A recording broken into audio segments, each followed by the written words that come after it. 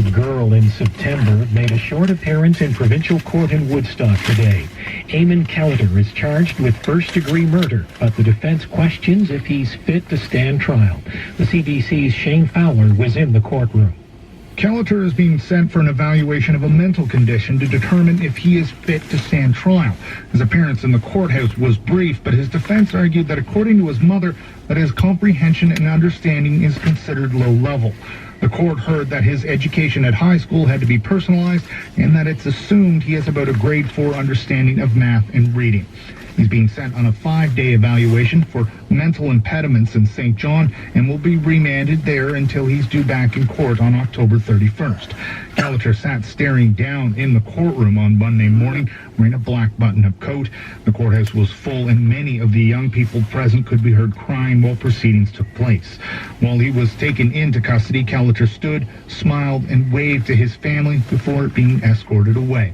Neither of his parents were willing to talk to CBC News, and a strict publication ban remains in effect in this case, preventing CBC News from naming the 17-year-old victim, though her identity is well known in the community. Shane Fowler, CBC News, Woodstock. That's sad. That is so sad. Yeah. So sad. Yeah, So sad. You have, it's so sad. It's, okay, on social media, they mention the girl this.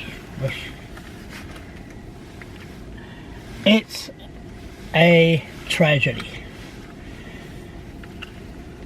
I made a video on this issue when this happened, and when I found out that he could be autistic, and he went on violent outbursts and blah blah blah.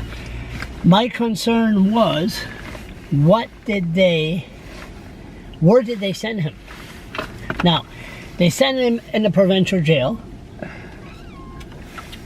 and then he gets, something happens, he gets killed. There's no coroner inquest, provincial jail here in New Brunswick. People are being murdered all the time.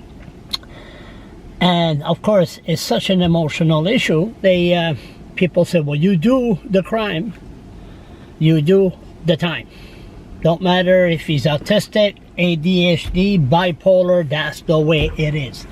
But really, how come, my question is this, he's been in the provincial jail ever since, and now they're going to send him for a 5 days assessment because they say that he might not be capable to stand trial.